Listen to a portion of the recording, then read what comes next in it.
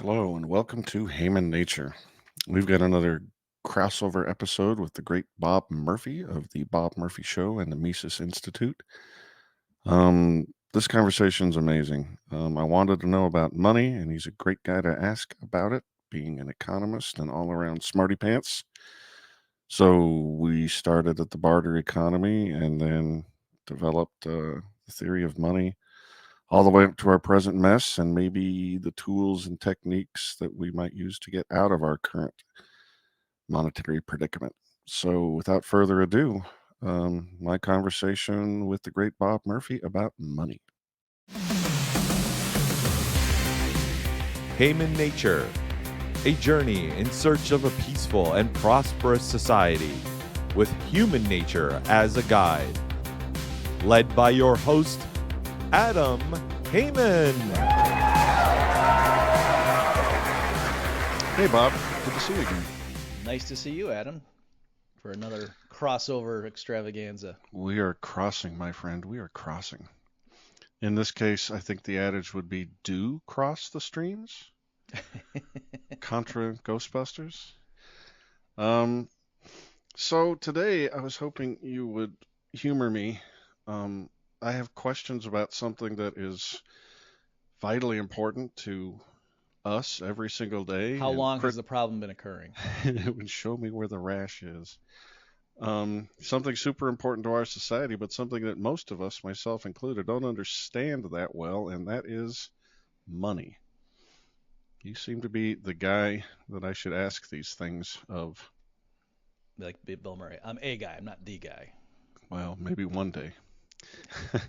So I wanted to start off super simple and then get super complicated right here Okay. before the end of our currency.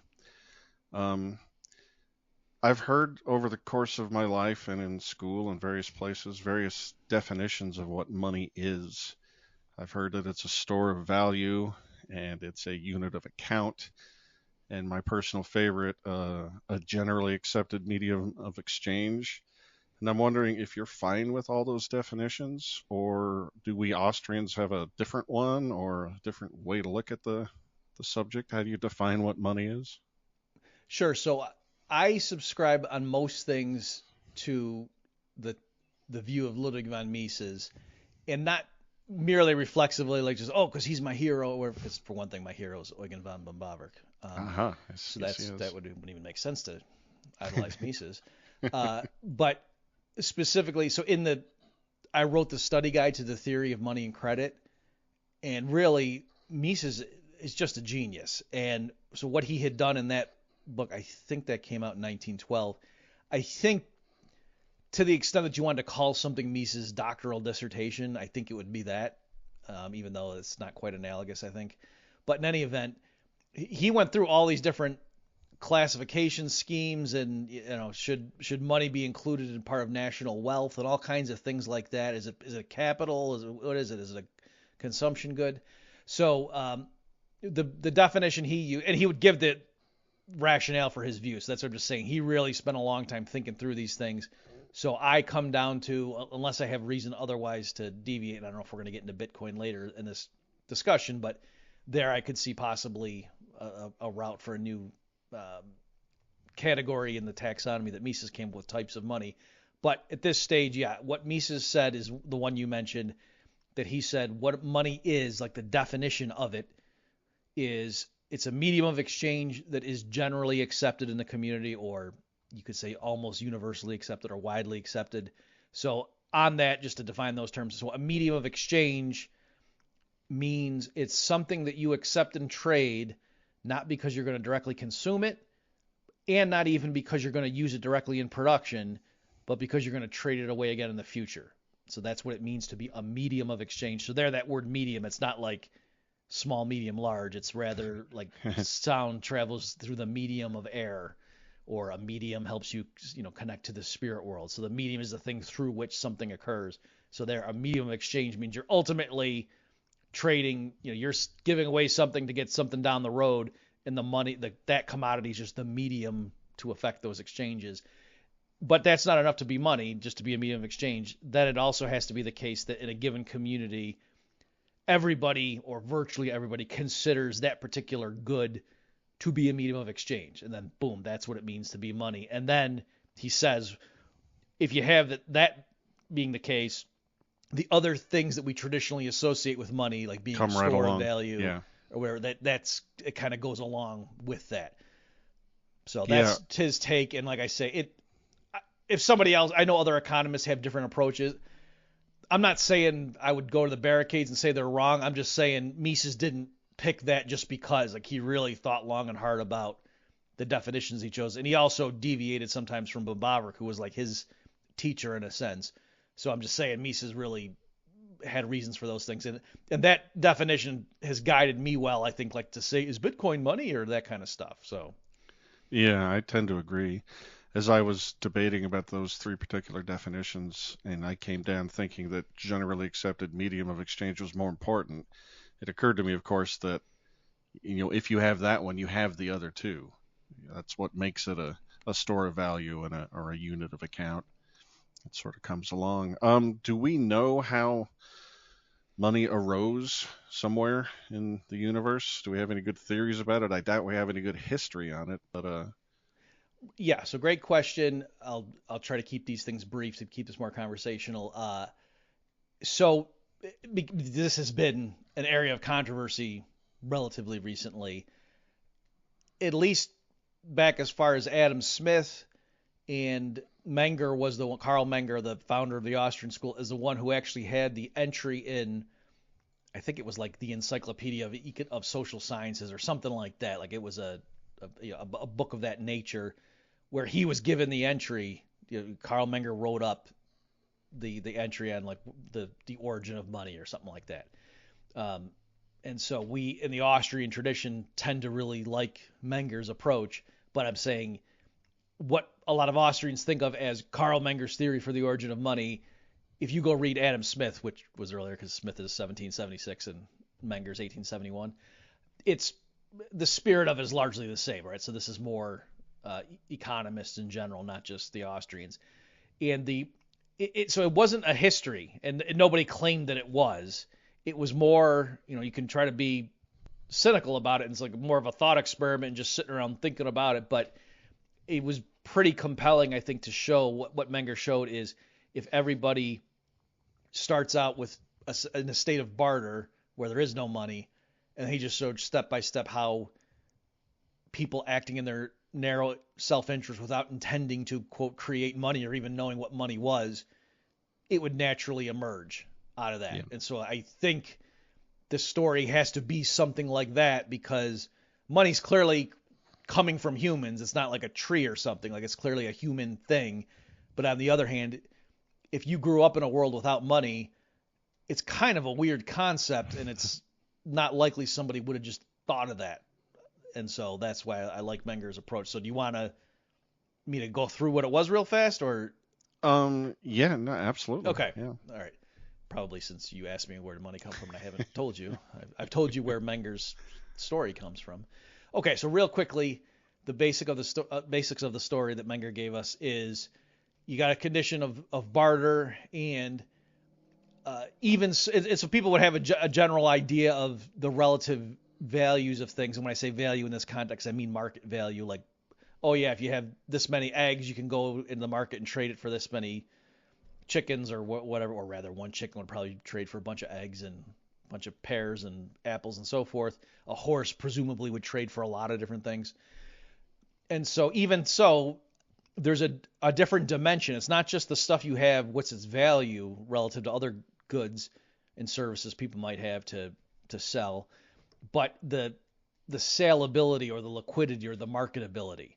And so specifically Yep. I'm sorry to interrupt. Just to set the stage a little bit, since there is no money yet, I have to assume that we must assume that this is a super primitive economy. Like talking about families, maybe they're producing their own farm, their own little plot of land, or they're growing rutabagas or something, and it comes about that they got some excess that they don't want to eat, and maybe they want to trade with their neighbors, so they engage in some kind of a barter economy. And so that's the level we're at. It's not like we're talking about there's huge factories or anything yet. It's super, super, super primitive, right? Absolutely, yeah, and that's the difficulty with this kind of storytelling is obviously we without knowing the particulars, it's hard to come up with a plausible. Like I think Menger might have even talked about a telescope to show something that's very unsaleable, right? Well, But it would there never would would. nobody would yeah they wouldn't have had a telescope at this point. All right, so but anyway, just the basics of the story. So you're going into I was gonna say going into town. There probably wouldn't be towns in this primitive, but just to get the logic across, you're going into town with a bunch of eggs, let's say, and what you really want is tobacco, unless right on that trip you find a tobacco farmer who also wants eggs, you're out of luck, right? And so you'd have to leave empty. And then the problem with eggs is they're perishable, and so in lieu of finding the exact counterparty of what you want, if instead you saw somebody who's willing to sell wheat in exchange for your eggs, you might make that trade because you think, okay, the wheat holds a little bit longer, and then also wheat's pretty marketable. And, I'll probably find a tobacco farmer who maybe wants some wheat or that kind of deal.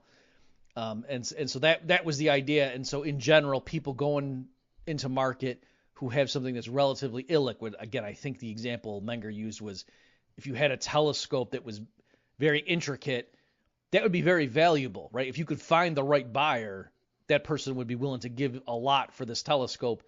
But in general, on any given day, there's not a lot of people in the market who are looking to buy a telescope. Okay, in our modern context, think of like a house. Like a house Right. could be very valuable, but it's illiquid, whereas shares of stock. So the idea here, in our terminology, what does it mean to be liquid? You can turn it into money pretty fast. That's what we mean. So back then, if we're talking about before there was money, that's not the definition, but the idea is how quickly could you turn it into something that would have its rough economic value. And so what I mean by that is, and I know I'm getting into little nitpicking things, but technically this is what it would have to mean to think it through. Yeah, you could probably, if you went into town with a bunch of eggs, find somebody who would give you just about anything, but they might, quote, not give you a good deal for it. Sure. And so even if what you ultimately wanted is, when I say tobacco, the guy who has the wheat, if he was going to say, oh yeah, give me all your eggs and I'll give you a handful of wheat, you might say no, just because that's not the You amount can of, imagine. yeah, You can tobacco I'm going imagine to that get with that. person walking into town, and maybe they can't find exactly what they want. The double coincidence of needs has not been achieved, Hmm. and maybe they can't find something that works real good as a money, but maybe they can find something that's like better, Right. So yeah, where they can get a reasonable deal, like a cord of firewood or something. exactly. And Yeah. So the nitpicking thing I'm doing there just for the pure. Also, I'm trying to add value here for people who've read this stuff. I haven't seen people really stress this little. That it's not enough just to find someone who's willing to trade for your real illiquid thing to give you something that's more liquid. Again, the terms on which they do it has to be such that you still think, okay, yes, I'm fine now going around. Like they gave me enough wheat so that when I do find the tobacco farmer who wants wheat, it's not that I'm going to be in a much worse position than if I had just shopped around a little bit more to unload my eggs with somebody else who was going to give me whatever, which is one of the boots. other benefits that money gives the community, right? It smooths out those situations where, someone would just give a bad deal. Those situations won't come up nearly as much because Okay, you're well, dealing in. yeah. So specifically, the way money helps, and then it's just to try to jump ahead maybe to if you're going to say, well, what's the benefit to us of using money? So notice there to say like, oh, am I getting a good deal for it? Strictly speaking, you would have to know. So you're going into town with eggs. You got a bunch of eggs, and let's say you said, oh, I really want to get uh, what would tobacco be in bushels? I don't buy tobacco in bulk, so I don't even know. Would it be bushels? Sure. I want to get a bushel of tobacco, and I got a bunch of eggs. And so then someone who has the wheat and is willing to trade you a certain amount of wheat for that, you would have to know what's the exchange rate of wheat for tobacco to know if I give my eggs to this wheat guy, is that going to then put me in a position? And there too, if the reason you're partly accepting the wheat is just because it's more marketable in general, maybe you still have maybe I got to then take the wheat and go trade it for some boots because I think there's probably a tobacco farmer out there who wants boots tomorrow. Presumably, way back then in a tiny community, you'd also be playing on the varying interpersonal preferences for various things. Like you'd rather, all things equal, go find a guy who really likes eggs for some reason, and maybe you'll get, even if he doesn't have what you want, or maybe if Yeah, that thing isn't really, really good money, maybe if he just likes eggs more, you can make a better deal. Perhaps. So with all these things that we're showing, though, if it's just barter where we're just doing direct exchange, you got to keep a bunch of different relative ratios in your head to to guide you as you're deciding, do I want to, if I make this trade, is that taking me a step closer to my ultimate? Whereas if everything trades against the same good, or in other words, if in every trade there's one commodity that's on every side, then it simplifies it. Then all you got to remember is one list of prices, period. And so you can just know that, like, is it a good deal to sell to this guy or whatever? You get the money and you go. So anyway, that's kind of No, I think that's idea. great. I have two questions. I don't know how related they are. One is Menger's explanation seems perfectly obvious to me. I'm sorry to interrupt you, but just for the listener who hasn't read it through, I technically didn't finish it. Like, if you give me 30 more seconds, I'm sorry, to man. seal Go the deal. Go ahead. We're leaving them hanging. They're just going to be like zooming ahead in 30-second increment. When are they going to come back and finish it? I'm dying here. So if you buy that people going into town with relatively illiquid goods, if they can't find exactly what they want, would be willing to accept something that's more saleable or more liquid. Once that begins to catch on, then that enhances the saleability or the marketability of the things that originally had an advantage, right? So if you're going into town with something that only a select few want, and then you're willing to accept something that's more popular because you think in general I'm more likely to come across someone who wants this thing because it's more popular, that enhances the popularity of that thing. Because now even you, if you're not a direct user of it, since you'll accept it, now the network of people who will accept this thing has gone up by one. And so that process can snowball and until you get to the point where one or a few commodities is basically accepted by everybody, and then boom, that's what a money is. And so historically, why was it things like gold and silver? Because they had attributes that made them very convenient for serving that purpose. And so that's why they ended up so to be easily divisible and the other homogeneous and so forth. That's not the definition of a money, but goods that have those properties are more likely to be selected as or to emerge as the money in a given community if there's no outside intervention. And among the benefits we get, I mean, we can accumulate capital easier, since the money doesn't perish, doesn't spoil, and we get to specialize in, division of labor, focus our attention in a narrow thing, because finding somebody who wants to trade for our specific narrow thing, I mean, it's got to be a slow growing process, but it was, don't you think, the invention of money that allowed us to develop more complex structures of production and complex societies than just a rudimentary farming sort of village absolutely. or whatever? Yeah, so I mean there's different layers of looking at it, but just even if there was no production, even if just people had, it's called an endowment economy, like in an economic model, just coconuts are shooting off trees and some people are just grabbing fish from their, the stream in their backyard or whatever. If everyone is just kind of reaping what nature's throwing off, but we have different things, so Some guys got a ton of coconuts, some guys got a bunch of fish, some guys, got tons of tomatoes that are shooting out of the ground. And so then we all go into having a money for just the reason I said earlier allows just the rearrangement patterns of the existing stock of goods to be such that more people can walk away happier than if you just had to rely on one-off swaps that both parties benefited from. So the idea being, like, just picture three people in a community and they each come to town with one bundle of stuff. If they all kind of just hand the bundle to the right, or like clockwise or whatever, picture how you're picturing the people in your mind, they can all walk away better off. But that might, to do that though might involve like no one-off trades would work, right? That if no two people wanted what the other guy had, but it was more like if we could all agree to just swap things twice, then we'd all be better off. That can work. So again, that's what money allows to happen. It just makes the calculations and looking ahead much simpler computationally. And so, absolutely. So it's that. And then like you say, so that's just even if the production's fixed, if just every period people get the possession of a bunch of stuff and then they want to just rearrange it among themselves, like kids with Halloween candy or something, still everybody, people can benefit from that. But then once that's in place, now it gives you the freedom to specialize more heavily, because now, it's easier for me to, if I have a ton of fish or a ton of coconuts, to go unload them and get the stuff I want, given that we're all using money now. that gives me the incentive to, I can afford to be more reliant on my cash crop, as it were, like no pun intended, right? Right. Whereas if you didn't have money and things were more sporadic, then yeah, you might not want to. Your own household might have to be more self-sufficient because yeah, we in a pinch we're just going to have to live on our own produce. Whereas again, once money allows for a much more effective exchange of goods among people in a community, then each person can specialize more because it's not as risky to do so. Yeah, absolutely. So that makes perfect sense to me that money is an emergent phenomenon, as it were, whether we can prove it historically or not.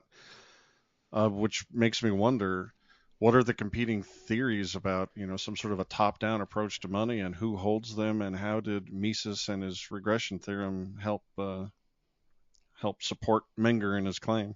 Okay, sure. So different types of theory. I guess the rival theory is what's called the state theory of money. Right. I think a guy named Knapp advanced that with a Knapp, I think is how you spell his name.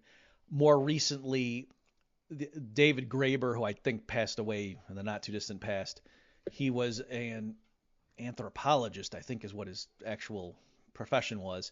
And so he wrote a book that was big in certain nerdy academic circles called Debt, the First 5,000 Years or something like that, where it's a history of debt and it's kind of audacious.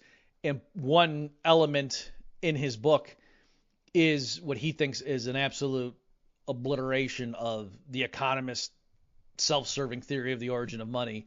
And Graeber advances basically a state theory of money, so that there were wise chieftains or elders, if it's more of a tribal community, and they just basically said, this is the money, everybody, going forward. Oh, okay, and then that's where money came from.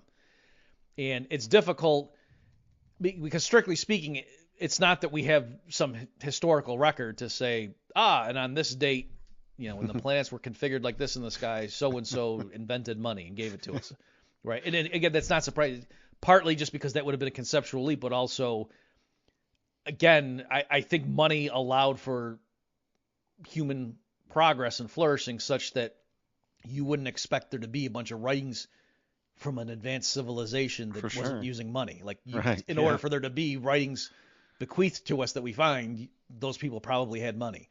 So there's that element. So what Graeber says, like in his critique of the economistic explanation, that's the same, a version of the same thing I just told you here, is that there's no record of a barter community.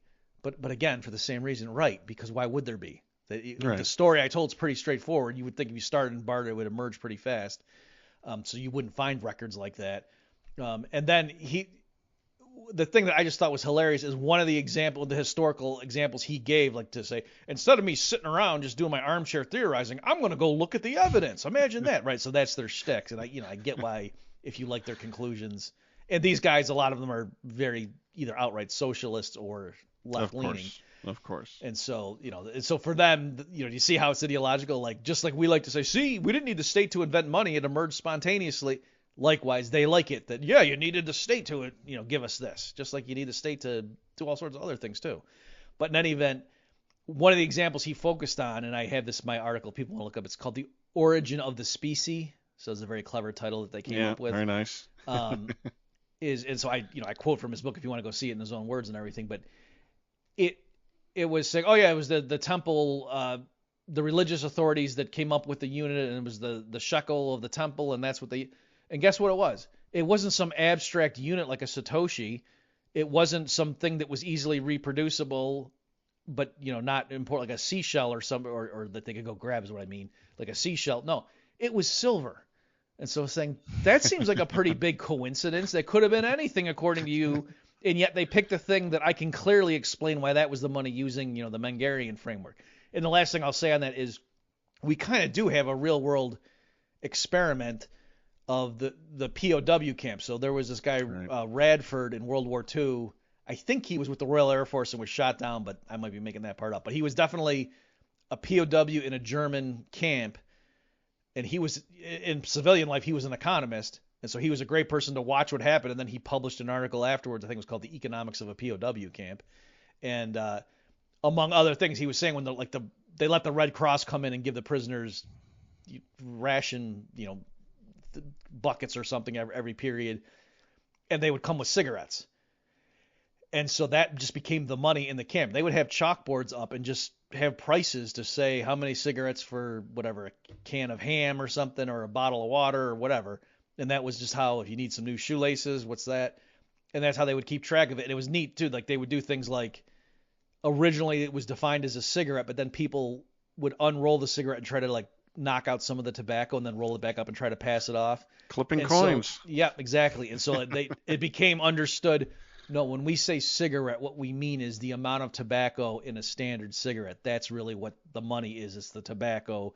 We're just the cigarette is like the unit of measurement. So anyway, it was all, and then, and he talked about inflationary periods when some guy started bribing the guard and they could bring in cartons of cigarettes. Well, I don't know if they were cartons, but bring in outside cigarettes, and then all of a sudden prices quoted in tobacco started rising. Sure. Yeah. So anyway, it was just neat stuff like that. But my point being, it was not that the German guards said, from now on, you owe us 1 cigarette per day or else you get beaten, and so therefore the cigarettes became money. That's kind of the state theory's analysis, and certainly like the MMT people in the recent MMT documentary, that's explicitly the theory they gave, is that, oh yeah, where money comes from is the state imposes taxes in a certain currency.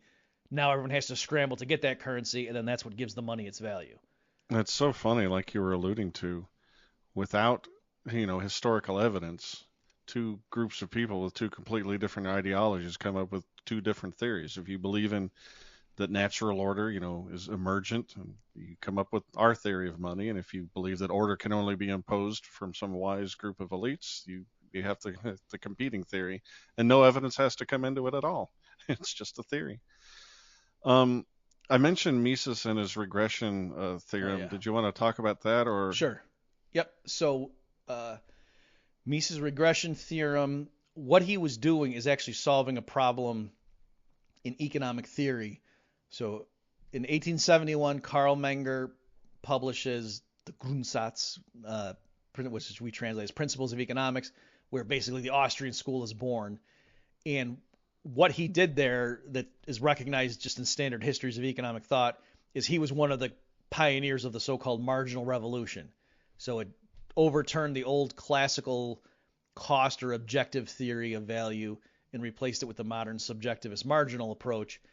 And so economists, and that swept the field, and everybody agreed, yep, if we're going to look at like a barter economy with people, some guys have apples and some have oranges, and what's the exchange rate, the real exchange rate of apples against oranges to create equilibrium prices, blah, blah, blah. They agreed with this new framework, and that's the way to do it. But it seemed like there was a circular argument to try to apply that new marginal subjectivist framework to understanding the market value of the money commodity, at least insofar as you were looking at it for its moneyness, right? As opposed to just, well, if it's gold, if people like it for industrial or purposes or jewelry. But gold being held because it's a medium of exchange, that extra portion of its value, how do you explain that? And it looked like you were arguing in a circle to say, oh, well, the reason I would accept money in exchange for my labor or, my car or whatever is because it's valuable to me, right? Because that's what you'd have to say. Like, why would you do, it's subjectively the money I'm getting in the trade is more valuable to me than the thing I'm giving away. Okay. But then if you say, but why is it valuable to you? And say, oh, because I know I can trade it away for something down the road. So it has purchasing power. And so that, it seemed like you were just arguing in a circle because you were saying, okay, so you're explaining the purchasing power of money ultimately by saying it has purchasing power. So it's not that that's wrong, but it just seemed like you're not getting anywhere. And so that was kind of the rut that economists had been in. And they had this bifurcated, like, oh, we use subjective marginal utility to explain real exchange ratios, but then to explain absolute money prices, they had a whole different framework of like the velocity of circulation and what's the total quantity of money. It was just a completely different framework to explain money prices. And so Mises comes along, and again, this is partly what he did in his 1912 work, and said, no, it's not a circular argument, that you're not explaining the purchasing power of money today by reference to today's purchasing power. Yep, that would be circular, but that's not what we're doing. When people accept money right now in a trade, what they're doing is they're expecting what its purchasing power will be in the near future. They're envisioning it, they're imagining it, and so that's what's guiding their behavior. And then where do they get those expectations from? From their memory of seeing money's purchasing power in the recent past. So he broke out the time element. So it's the way I would summarize it is to say today's purchasing power is based on the expectations of tomorrow's purchasing power, which were formed from viewing yesterday's purchasing power. So Mises didn't say it like that, but and then that gives you, so then it looks like, oh, so now it's just an infinite regress. You just got to go back forever. And he said, no, you keep going back conceptually, not like you go get a history book, but just logically speaking, until the point at which the money good was only being used, in barter. And then you can stop there because we know how to explain barter with this new thing that Menger gave us. No, it's brilliant. So it regresses, it regresses back to the point of barter. So that's what the regression theorem is. And so it was more, he was just kind of like trying to plug the logical holes in using the new subjective margin utility theory applied to money. And so then Mises could say, boom, I'm applying the same value theory to everything, including the money commodity. No, it's brilliant. And this comes up over and over again when I compare Austrian economics with the more mainstream things, is we view time, I think, in a more realistic way than they do. And it brings me to my next question, which is a doozy. I'm not sure how to frame it exactly. So the money commodity just starts out as a commodity and it has a certain use case value, and then it starts to become demanded more as a medium of exchange. So it goes up in value up until the point where its current value is many, many, many multiples of what its original use case value would have been if you were to try to break it apart into sections. Mm-hmm. And then if you look at our own modern history, we were using a commodity as money. And then we were using government issued or bank issued, vouchers as the money. And then through one government mechanism after another, culminating in Nixon's closing of the foreign exchange window, we all of a sudden are ending up using a fiat currency that is tethered to no use case. It's worth nothing except as a very ugly wallpaper for your bathroom. Which makes me think, in the modern world, is something like gold, if we were to somehow eliminate fiat and get back to a more free market money, does something like gold that does have a direct exchange use, it is a commodity, even though that value is completely dwarfed by its exchange value, does that make gold a more true or useful or durable money than something like Bitcoin, which has its own advantages over gold, like it's completely capped at 21 million of them.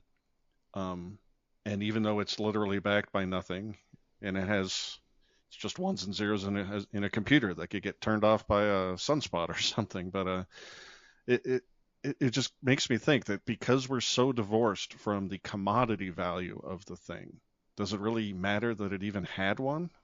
How do you think about that? Okay, great stuff. So, folks, if you want to see more on this, I'll just allude to some of these points. Go to understandingbitcoin.us. I just checked to make sure that the URL still works. So that's where I have the understanding Bitcoin guide that I co-wrote with Silas Barta. He was more the engineering, like the mechanics of it, just explain the cryptographic keys and whatnot, and I did more of the econ. So yeah, great question. So in case this is somehow not on people's radar, especially when Bitcoin first came out, there were plenty of hardcore Austrians who were very skeptical of it, and to this day, even guys like Peter Schiff still are. And their argument was, hang on, doesn't the Mises regression theorem, that's awesome, right? And so if Mises is saying, they took Mises to be saying anything that is a money must have had a history, if you trace it far back enough, which at one point in the distant past, it was just a regular commodity. And so they thought, so surely Bitcoin can't. Oh, and by the way, I should say, in case you're wondering, like, oh, so is he saying U.S. dollars nowadays aren't money? No, it is. He would think it's a bad type of money, but he would say there you could trace it back, and then where people got their expectations of the purchasing power of U.S. dollars, you trace it back until, at one point it was tied to gold. So like that's what gave the link. And so it's not that there has to be some like legal link or something. It's partly just to form a basis for expectations. That was one of Menger's critiques of the state theory of money. If some king just held up a shell and said, from now on, folks, he probably wouldn't say folks, from now on, citizens or subjects, this shell, like every time you want to make a trade, you got to first go through, do it against these shells. Well, in the beginning, nobody would know what the shells were worth. You would say, okay, if I want to sell a horse, do I accept it for 2 shells or for 1,000? I have no idea. You see what I mean? So that's part of the issue. So that's why you kind of need that continuity just to know what the ratios are. Sure. So that's where to explain, or like the euro, which was created compared to other fiat currencies, right? So there, but again, when they defined it, it was well specified, and then you could figure out, oh, a French franc, you could trace that back until the point at which it was tied to gold and so forth. Okay, so that's what he did. So with Bitcoin, though, a lot of hardcore Misesians were saying, Bitcoin, it's never like you could use it in a sandwich or to build a house with it. It just emerged ostensibly being a money type thing. So how could that ever really be money? Because so let me just make, and then we can get into it. I'm not going to just be evasive, but just some easier points to make. Both Mises and Rothbard did say if in the future people stopped valuing money for any direct reason, like they stopped liking gold jewelry, it stopped being useful in industrial applications, still they said it could still serve as the money. Because again, all people would have needed the link historically, is going into it. If you understood what do you expect the purchasing power of an ounce of gold to be tomorrow? All you would need to know is the recent past. The fact that over time people stopped using gold in their teeth or whatever, or for arthritis treatments. I think my grandma used to get injections of gold. We used to joke about that. She was a $6 million woman. Right. So if all that faded away, still people would have, that wouldn't be any logical stumbling block to knowing what do I think the purchasing power of gold is going to be tomorrow. Right. So that'd be fine.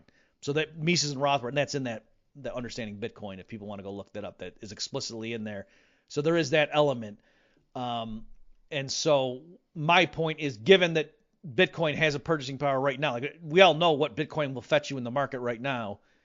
So it's not that there's some looming problem and one of these days Bitcoin's going to go to zero because everyone's going to say, oh my gosh, I never used this to make a sandwich, right? There's no reason for that to happen. So the point is, my argument is, if you think Mises' regression theorem had something to do with being a stumbling block for Bitcoin to become a money, it would have already happened. We're already past that point. Right. To be clear, I'm not saying Bitcoin is money right now because I don't think it's universally accepted, even within a given community that makes sense. But my point is just it should have kicked in before. And so I think Mises' point explains how we got here. It doesn't predict what's going forth, and things are valuable because they are subjectively valuable. And if we decide it's money and everybody keeps continuing to accept it, well then that's what it is, right? Yeah. I'm okay if people want to say that there was kind of a hole in Mises' argument. You know what I mean? Like, I'm sympathetic to that. I'm not trying to just say, no, Mises is always right, and I'm going to come up with some way. Like, if what you just said, I should say, Adam, sounds to some people like, oh, come on, you guys are just afraid to admit that Lou screwed up on this one. I'm okay with that. What I'm just saying, though, is that it seems like there was this class of Misesians, including Peter Schiff, who, yeah, Bitcoin's at 10,000. Oh, it's going to crash. Now it's at 20,000. Nope, it's all a bubble. No, it's at 30,000. The point is, it's too late for that. Like, it could go to zero anyway, but the point is, it wouldn't be because people would have no idea what its frame of reference would be. And that's why, maybe just to finish that train of thought or to connect it, that's why your question about what if gold lost its other uses, that's why that's so valuable, because at least Mises and Rothbard thought, oh, it's not that, well, once it lost that mooring or that anchor of being tied in some way to real world applications, then all of a sudden gold is 100% a bubble, and for all we know, it's going to go to zero next Tuesday. That's Mises and Rothbard didn't say that, so there's no reason Bitcoin now, because it has no direct uses besides being an asset that people trade, should plummet to zero, like in terms of the fundamental value. At least Mises and Rothbard didn't think that was true of gold. Yeah, that's great. I didn't realize they said that, but that answers my question. I mean, they didn't think, at least, that there was any conceptual problem with a society just continuing to use something that has worked for them in the past as money and keeping on using it as money, even though it does not have a direct use case anymore. Yeah. Just to be clear for the hard money gold bug guys, to be clear, Adam, Mises and Rothbard still thought, of course, gold had that historical connection. You know what I mean? So they were still thinking, everything that becomes a money must have been traceable back to some normal commodity. We're just saying if it lost those applications, if it had once attained money status, there's no reason that it would need to forfeit that status just because. And you were also right, Adam, I wanted to stress, that was one of the cool things Mises said in his theory of money and credit, By the way, Guido Hulsmann says he thinks that's a bad translation because obviously Mises wrote it in German. He thinks it would be more they should have called it the theory of money and fiduciary media, in Guido's opinion. But Guido's not the average man. And so Mises has a thing in there where he clarifies, and he said, notice, I am not saying the way as economists we should evaluate the value of money is just as a commodity. He was saying, no, he says, especially with gold and silver now, much of their current market value is because of their status as a money. So to address what you were saying, Adam, that's the thing. And Mises even said something like, to try to explain the purchasing power of money merely by reference to its commercial or industrial applications would be to evade your role as a monetary economist in the first place, or something like that. He's saying you're completely sidestepping the whole point. So anyway, that's the way he would explain, and that's what I would say to like a Peter Schiff or something, that using Schiff's reasoning about Bitcoin has no intrinsic value. Okay, but even on Schiff's own framework, gold, a big percentage of it, quote, isn't based on intrinsic or fundamental value either. And so is Bitcoin like an 80% bubble? I don't think gold bugs would think like that. Yeah, I don't either. And it's a question that has to be answered. All right. So if you're satisfied talking about healthy-ish monies like gold and Bitcoin, I'd like to pivot to the wretched thing we're forced to use now and just how screwed we are as a country. I got my little Thomas Massey debt badge here, and I don't know if you can see that, but we're 35 trillion, 0.32 in debt, and going up by $1 trillion every 100 days, if I read correctly. So I have several questions. I'm going to fire them at you, and you answer whichever ones you think are most relevant. A is, how screwed are we? B is, what happens if we default on it? Who are the debt holders? What do you think the repercussions would be? Are there any other options to get out of debt? Some genius had a super bright one to just mint a coin and say it's worth $1 trillion or something and have the Fed buy it out of counterfeit money for that. That can't be right. Do you think there's any options of just getting out of this debt, or do you think it's either going to crash the currency or we're just going to have to default, literally, not just inflate our way out of it, but literally default? Okay, so yeah, in terms of just the trends and whatnot, I mean, you don't have to go to the Heritage Foundation or something. You could just go to the CBO, Congressional Budget Office, look at their long-term economic outlook, and it's showing that we're roughly, in terms of the public debt held by the public, right? And that meaning like not talking about the Social Security Trust Fund, that is a share of GDP. Just using all the conventional official numbers, that ratio, it's above 100%, and it's just going to keep going up, and it's roughly where it was at the peak right after, near the end of World War II. And so the difference between, so on one hand you might say, okay, so right, it's been this bad before, so, but yeah, at the end of World War II though, there had been several years of a crazy amount of a one-off emergency expenditure that then, spending was rapidly slashed, and that's what allowed. It's not that they paid off. They actually did run a surplus for, I think, like a year and a half or something, maybe even a couple of years. But it was more that the debt in dollar terms didn't rise that rapidly in the 50s and 60s, and so the nominal size of the economy grew faster. So that's why the debt as a percentage fell. But it'd be hard to do that right now, is my point. It's not like, oh yeah, we were spending $3 trillion a year because of COVID, and now we can make that go to zero. That's not.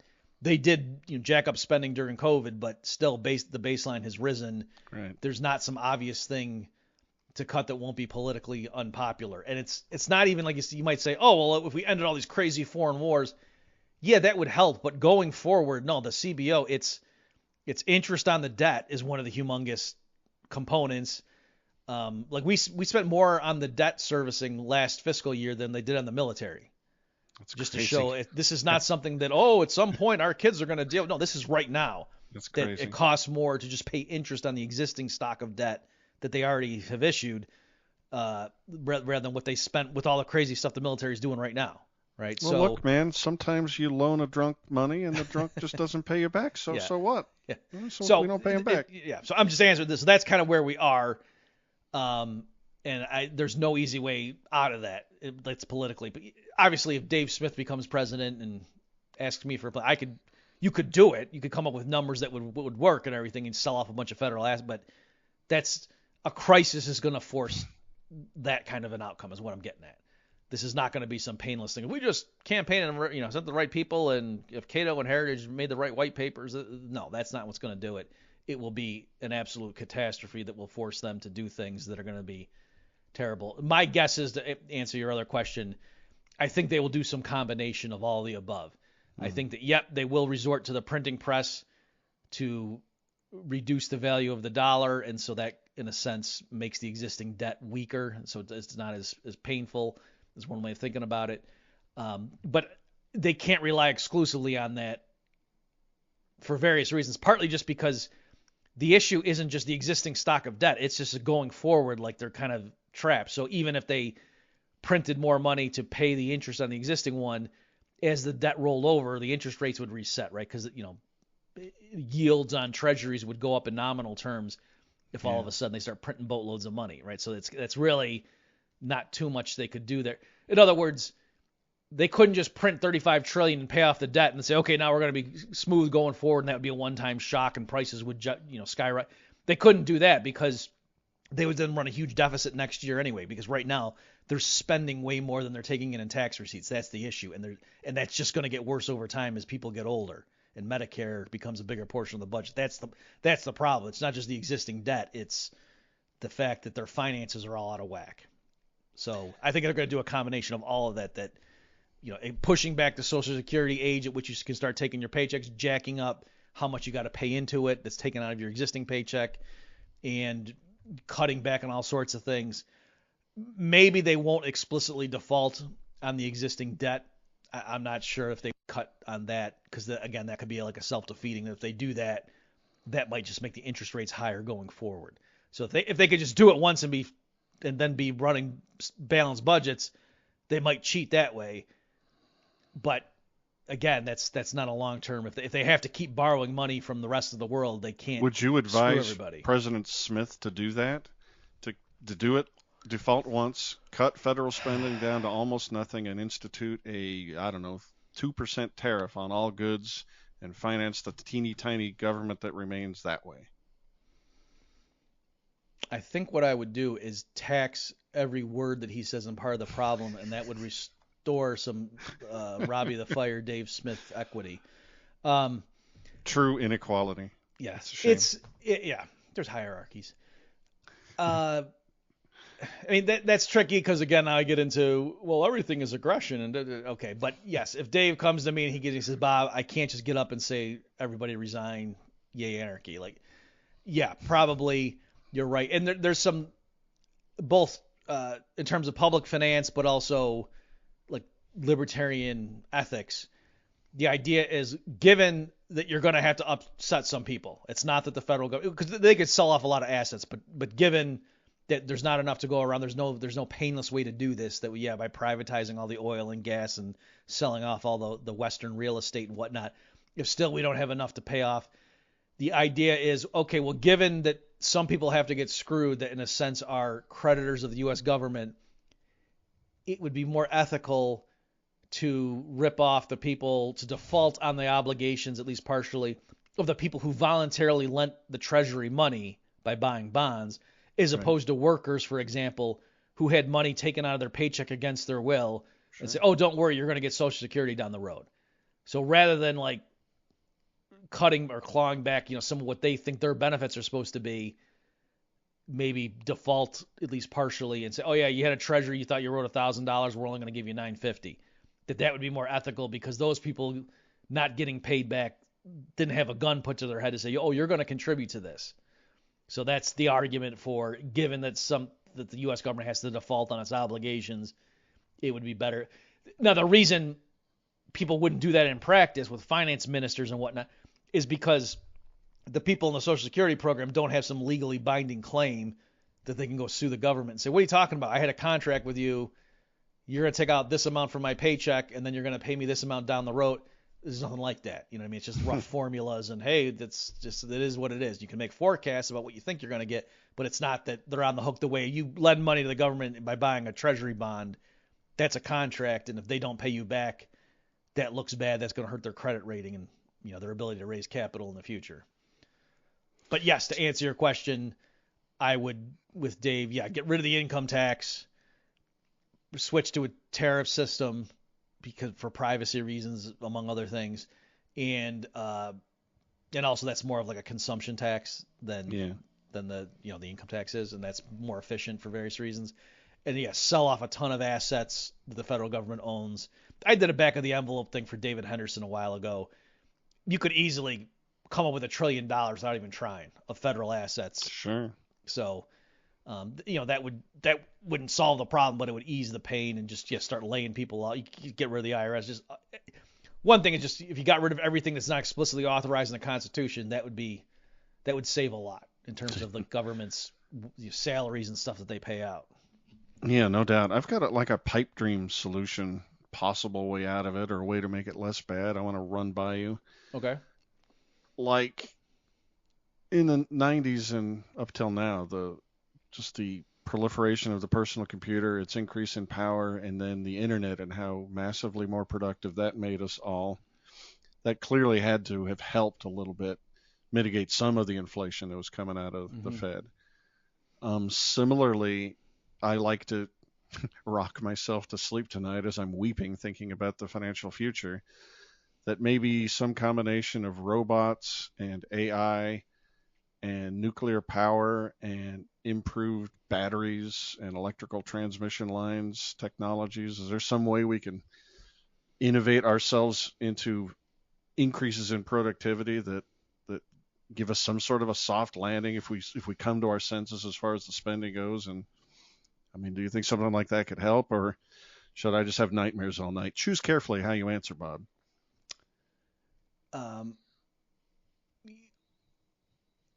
You're right. There are things on the horizon that I think would allow for the measured productivity of human labor to go through the roof. There's plenty of other things, though, you can have nightmares about.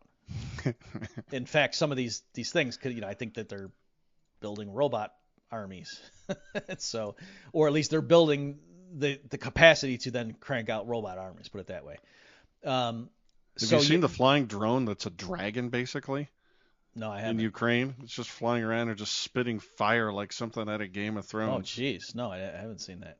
Well, if you want to never sleep again, see the dogs with the machine guns, and then I've seen those. The dragon. Yeah, I haven't seen the dragon. I've seen flying killer drones, but I think like the ones I saw would home in on you and then blow up. Yeah, there's plenty of those. Because I saw one. Did you see the thing where the guys are shooting at it? Yeah, and then he throws the gun, and then it hits it because it's easier to hit something with a gun than a bullet. That guy's living a Hollywood nightmare. Okay, but to answer your question, yeah, it was funny because I actually was almost painted myself into a corner rhetorically that as you know, I'm sure, I have been very pessimistic since 2008, at least, about the situation. And I'm going around and talking about, this QE is not good, and then these deficits and blah, blah, blah. Okay.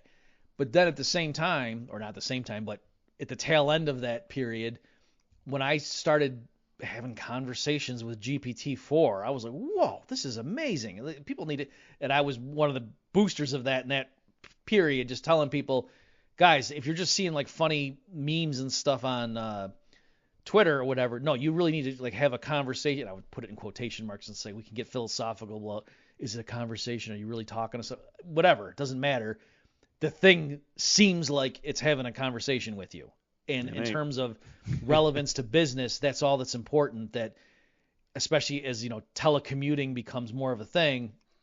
I was like, I'm not saying obviously you gotta go build a house. You can't use GPT-4 to carry the lumber around and build a shed in the backyard, obviously.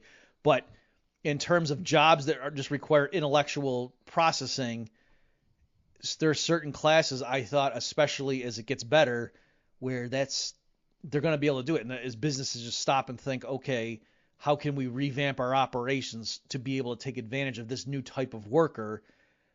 And I I was just doing back of the envelope calculations, but because the thing is, it would be like $1 an hour or something for in terms of this thing's time, and that won't that might change as if the demand surges and whatnot. But still, my point was it's almost like now we have the ability to bring in almost a limitless supply of virtual workers who, depending on the task, probably have IQs. It's hard to pin down, but I was getting more out of GPT-4 than I was out of certain grad students when I was just trying to have help with my research. In other words, it didn't have common sense necessarily, but it had very particular knowledge, and you could sit there and go with the thing and get into a really deep, just to help me think through problems and whatnot. And to save me time to say, okay, I'm trying to work on a model like this. Can you? And then it would spit something out, and I'd say, no, that's not what I need because of blah blah blah. And it would say, I'm sorry. Well, here, how about this? And it was like Tony Stark doing the deal in his house with that computer that helps him design Jarvis. stuff. Yes. Yeah, I don't want to derail our conversation away from money, but I do think that AI is going to be a great tool. Well, first of all, I wouldn't even call this AI. It's an LLM. Those things are different. I think the artificial general intelligence is what we're all used to think of as AI, and this thing isn't that. It doesn't think, but it can help you think. It can feed you information and kickstart your own neural pathways. But what it's doing isn't thinking. A buddy of mine wrote a funny Substack where he played 20 questions with ChatGPT-4, and it doesn't. It says it's playing it with you, but it doesn't. It's not thinking of a thing. It's just putting words down. So it was like its turn to think of something, and then he was asking and it just questions. doesn't. It says it did, but then it doesn't. It never did. So you're not playing 20 questions with it. It's not thinking. And of course, there's the hallucinations. As soon as it rolled out, I asked it for a list of books to help me play Deuce to 7 Triple Draw Lowball as an expert, and it said, "You betcha. Here's 5." 2 of the books existed. One of them was a real book with a real author. It wasn't about that game. Another book was a real book by a different author that it got wrong. It wasn't about that game. And the other 3 books it completely invented, both book and author. So and with confidence, right? Oh, yeah. It would fool you. It's a good bluffer, but it's not thinking. I wanted to ask you about modern monetary theory because that's clearly insane. Well, but can I just stop you for a second? Just, again, we don't want to leave people hanging. So just to link those two things. So on the one hand, I was super pessimistic, but then on the other hand, I was like making back of the envelope calculations saying, it'll take some time for business to revamp, but in a sense, it's like they've got access to this class of worker that is suitable for certain things. And I was saying, so, we really got to get ready. And so I was almost, so I was trying to thread the needle and saying, I don't think I'm contradicting myself. I think by the time this AI revolution really comes on board, this fiscal monetary stuff I've been warning about for a long time will have already, sunk in. So that's why I believe that. Like, I don't think I'm just saying like, oh shoot, I don't want to, contradict myself. And so this is the way I'm going to reconcile my two. I think the timing does work out the way I said, where this crisis is going to hit before AI can save us. But I don't want people to misunderstand me. I don't think it thinks. I don't think it's going to be a worker like that. But I do think it's going to make every organization and employee that uses these LLMs intelligently. It's going to make them way more productive. Just generating content and handling scut work and. Well, let me say this. The people that Michael Malice calls NPCs? Sure. And for people like non-player character, right? So people arguing on social media and they have their talking points. You can sit there and show them why what they're saying makes no sense, and they just don't process and they move on. My point though, Adam, is I bet you a lot of those people have a job. Right. It's a good point. And so I'm saying, again, you can get philosophical. I'm not making the philosophical. I'm a Christian. Like, obviously, I don't think that GPT-4 has a soul. So I'm not saying, but I'm just saying in terms of, can they get the job done and whatever? I think more and more jobs over time, that the answer will be yes. And they can do it at a fraction of the cost. They don't need to sleep. They're not going to come in drunk. They're or not it'll gonna, be like start a fight. Or it'll be like the steam shovel. Where now one guy using this tool can do the work of 100 guys before. Right. It'll be like that. Yes. So I got a couple more questions. I'm not going to talk about modern monetary theory. I'm going to link people to your many, many, many conversations and writings and podcasts about that. But I am curious what your thoughts are as to global quote unquote de-dollarization as other, BRICS comes online and people start moving away from our dollar hegemony. How is that going to impact us? And is there a tomorrow, Bob? Is there a tomorrow? Yes. So this has been a trend that's been going on, and that's the main point I kept coming back to. So people know I was, what was that? February of 2024. I was in a zero hedge debate. Jim Rickards was in my team. Uh, Brent Johnson and Michael Avery were on the other side. And the idea, I think we said by 20, did we say 2030? I forget. They made us pull up the date to make it more exciting than the Right. original resolution. But in any event, we were arguing that the dollar was going to lose global reserve currency status pretty soon. All right. In So the resolution, how did you define the term? I think we said will be the dominant, will be the global reserve currency, I think is what we said. Right, but how would you define that? Like the dollar isn't 100% of transactions, so what percentage Oh, is? I don't remember if we spelled out because there's different ways of. So yeah, what there's like in foreign, like central banks have foreign exchange reserves. So that's one popular metric to say If like those are held in dollar, yeah, okay. right, And and oil, like, euro and and yeah, things like that, and gold is a big thing. And so that is when that particular metric it was like in the 70 percentile as of 2000, and then it's come way down since then. So my point was it will be below 50%, just extrapolating from past trends, I think by 2041, something like that. And so all you need to do is say, I think it's going to accelerate. It's the kind of thing where if everybody thinks the dollar's king, it's going to be king. But once some people start doubting it, and then you start just looking at the numbers like, whoa, yeah, I want to get out before this thing crashes, I think it will unravel quickly. Um, so there's that element. You're right, Adam. There's different, uh, like George Gammon, I think, was showing if you just look at it in the financial markets and what share of a currency that's used in foreign places instead of the local currency, yeah, there the dollar's way bigger in terms of just day-to-day transactions as opposed to reserves held by central banks. So that's true. But in any event, yeah, I think that's going to happen. I don't know that it's going to be because the BRICS nations are all going to agree and have their own rival currency that they jointly issue, because it's kind of like the different mob families all trying to come up with an agreement. It's hard. Cartels are hard to enforce and hard so to forth. enforce. But I think the rise of blockchain technology in terms of global finance, I think it's going to be easier for alternatives to the dollar to emerge, including things that are backed by real commodities, like just easier for people to own blockchain-based digital tokens that entitle you to some gold that's held in a safe vault somewhere that's not in the middle of a civil war that the U.S. authorities can't seize. So I think that will, as opposed to an explicit agreement between Russia and China and so forth, is that the BRICS people might go to those systems, in the meantime, and then over time, I think that will, in the long run, supplant the dollar. Not that the dollar is going to all of a sudden be worth one thing and then the next day be zero, but just I think over time its status is going to erode as people are Do you just going to think want to get away from that system. do you think the trend is reversible? Like if President Smith with you as his advisor were to, reverse our disastrous foreign policy and, start making the dollar much more sensible and more attractive, even as a central bank, fiat currency, do you think BRICS would fall apart because it is a cartel and the reserve currency status of the dollar would start to strengthen again? Or do you think the forces are too entrenched the other way? Well, there it would a lot would probably depend on the earlier question you asked. Would I be telling President Smith to default on treasuries, right? Because when we say people abroad are holding dollars, we Right. don't mean literally 100, even though they do hold a bunch of actual literal $100 bills. But yeah, it's mostly like dollar denominated assets, including like treasuries.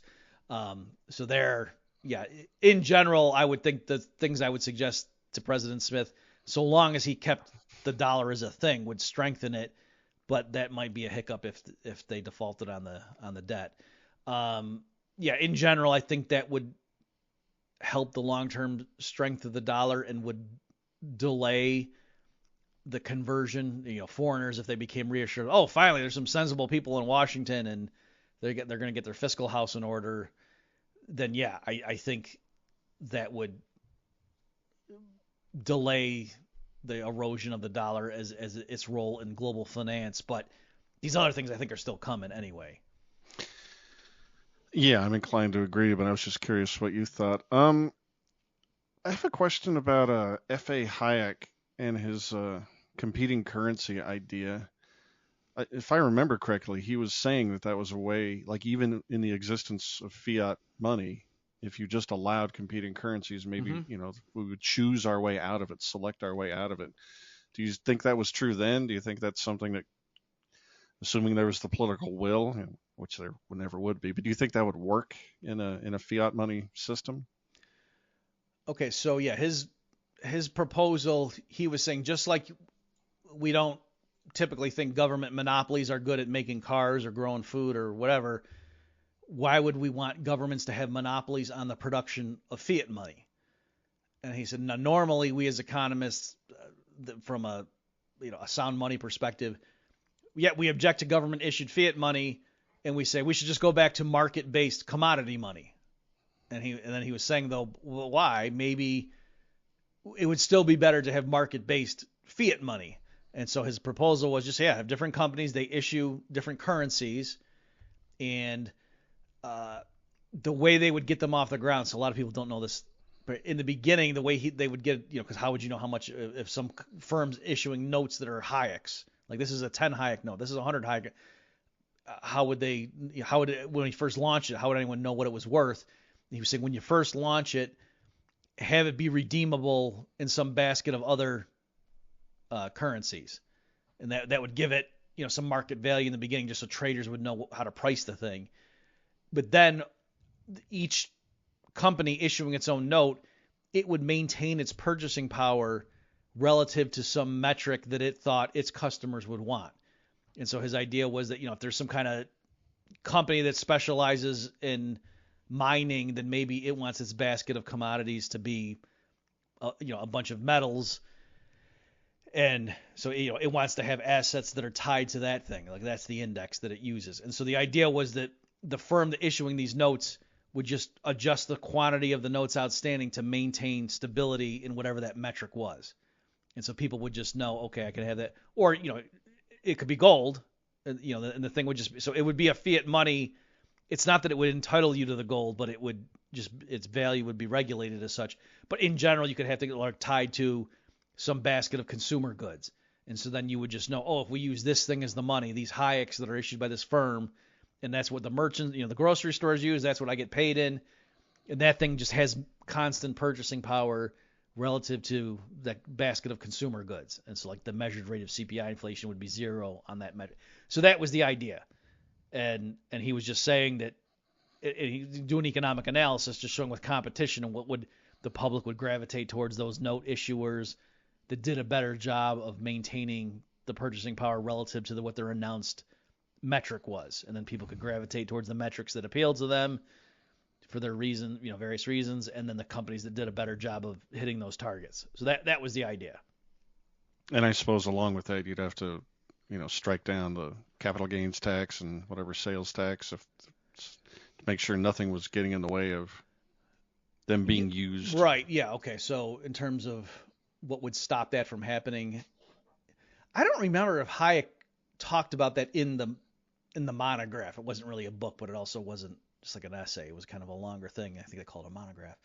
I don't remember him specifically addressing those types of issues, but yes, if you're asking me how come that hasn't happened yet, I think that would be one of the issues, is that it's that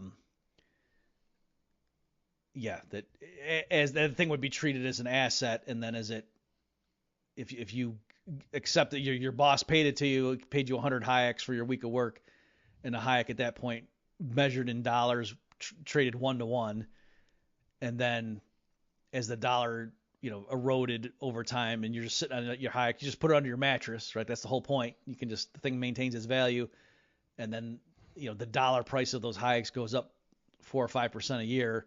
When you went to sell it, yeah, you'd have a capital gain on that, and so that would be one of the reasons that wouldn't take off. Having said that, though, I think another reason in practice, because Hayek I think wrote that, I want to say in the 70s, is just if you were going to go to the trouble of doing that, you'd probably just hold gold. Yeah. Right. There's that element.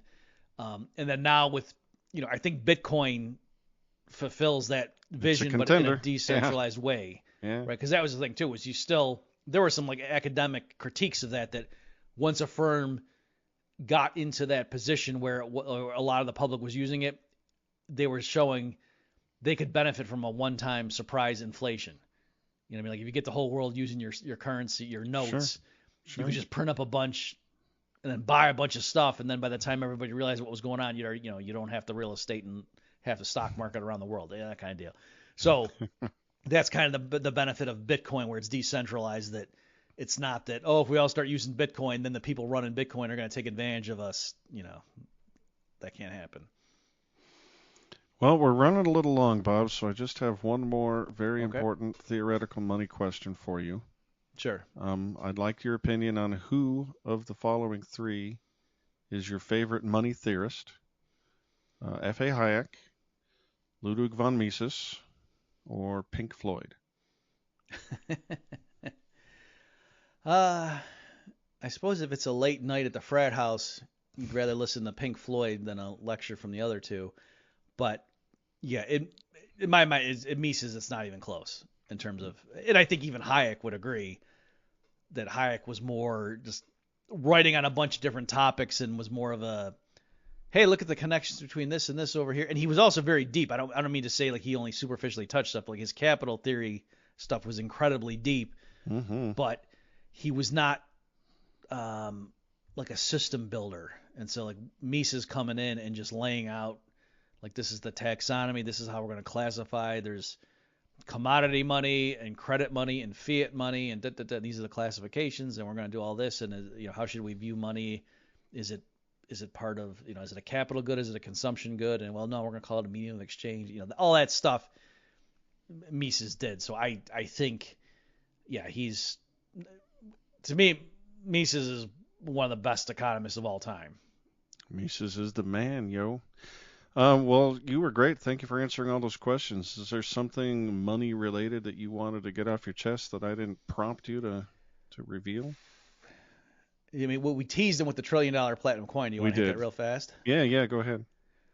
So the deal with that was, it was during one of the recurring debt ceiling standoffs. And so the idea was that back, I think it was in World War I, when Congress was just having trouble appropriating funds to pay for the war effort, they got the flexibility that, okay, you can, the Treasury can issue debt without getting an explicit authorization on that particular issuance from Congress, right? Because that's how much hand-holding there used to be involved. And so the Treasury got that flexibility, but Congress, I would say wisely, said, okay, yeah, the Treasury can now just start issuing bonds without our explicit oversight on the particular issuance. But at any given time, we're going to have a cap on how much outstanding Treasury debt there can be. And I think that was their way of just trying to make sure they didn't hand over the keys. And so that's what gives rise to this. I'm sure the listeners are familiar with this. Usually it happens when there's a Democrat in the White House and the Republicans control the Congress, and they say, no, we're not going to approve raising the debt ceiling unless you meet our demands. And so there was an idea that arose to cleverly get around that by saying, there was some guy, there was like a provision, it was to allow for the issuance, it was allow the Treasury to issue platinum coins, and they were like for commemorative purposes. It was just like, it's the anniversary of D-Day, or I'm making that up, I don't remember what the deal was, but you know what I mean, like a small platinum coin that wasn't worth very much, and yeah, the federal government is giving the Treasury the legal ability to coin these things. Okay. And so then they were saying, all right, well, what if with this debt ceiling standoff, and the Republicans are saying, no, we're not going to, even though the spending we've all approved, and the government, the executive branch is supposed to now go and spend all this money, and the tax receipts aren't there, and so they would have to issue bonds to pay for it, right? And no, we're saying you're not allowed to do that. So they were arguing, you've placed us in an impossible situation, like constitutionally, we're supposed to spend the money that Congress told us to spend, and yet you're not letting us borrow the funds to do it, and we can't tax without congressional authority. So they said, okay, well, guess what, smart guys? You already gave us back in this, thing that was passed a few years ago, the authority for the Treasury to make platinum coins. So we're going to take a platinum coin, stamp it, and write on it $1 trillion US. And then we're going to the Treasury's going to deposit that in the Federal Reserve into its, checking account balance. And then the Fed's going to credit the Treasury with $1 trillion. I was about to say a million. That's chump change. That's $1 trillion. And now we've just raised $1 trillion without having to go borrow. That's not debt. We're allowed to do that, right? So that was the argument. And at first, people just thought that was a joke. Like Jon Stewart has a great thing. If we can find it, we'll link it in the show notes page, folks, where he made fun of that. But a bunch of left-wing progressive types more and more got on board with that. Like to say, okay, Republicans, we're going to call our bluff. We'll do this. We're going to do this. And so that's where the idea came from, and that's where it had a bunch of left-wing economists defending it and saying this isn't a joke. This makes total sense. What are we talking about? I mean, this is kind of like what we're doing anyway, right? And that's what I thought was great. Like it kind of, I think, shocked the public to show. You see, that's what it comes down to nakedly. Is they're just taking something and saying this is worth $1 trillion, everybody, because we said so. Oh, it's brilliant. It is the second most brilliant economic monetary innovation I've ever seen. You know what the first one is? Of course you don't. When you go in the store and you put the pennies in and they turn it into like a little elephant or something. That's art. No, it's in Hitchhiker's Guide, if you're familiar. You think that I don't want to lose my nerd cred. I know what you're talking about. I've never actually read it. Never actually read it? Shame on you. Well, one of the many plot lines that's hilarious is our planet didn't evolve from the great apes that were our distant cousins or whatever. No, actually our planet, life on this planet was seeded by the useless third of some other planet who was tricked into getting on a rocket and being sent here. The rest of the society that's useful, they're going to come on the other two rockets. Well, nobody ever boarded those other two rockets. It was a ruse to get rid of the goofballs. So we evolved from the goofballs that landed here. And the first thing that the captain did when he landed on this planet in a very leafy forest was to decide to officially decree that the leaf is the unit of currency. And hey, we're all rich. Well, there you go. Well, this has been amazing, Bob. I hope we continue to do these crossovers. If you are watching this conversation or listening on the Bob Murphy Show, please go to YouTube and look for Heyman Nature. And also, please check out my Substack at heymannature.substack.com. And if you are watching or listening on the Heyman Nature Show, Bob, where should people go to find you? Just go to bobmurphyshow.com. That's it, and that's all. No Mises plug, no love? Well, yeah, I host the Human Action podcast over at Mises.org, and also just find me on Twitter. That's where you'll find everything. That's really where you should go. So I'm Bob Murphy Econ over there at Twitter, or X as they say, and I post everything I do there. So that's where you'll find me. I underwrite that claim. Bob's Twitter game is strong. Well, thanks again, Bob, and thank you, ladies and gentlemen. This has been awesome, and we'll talk to you later. Thanks, Adam, for having me as always. And I also applaud you folks at home. Thank you.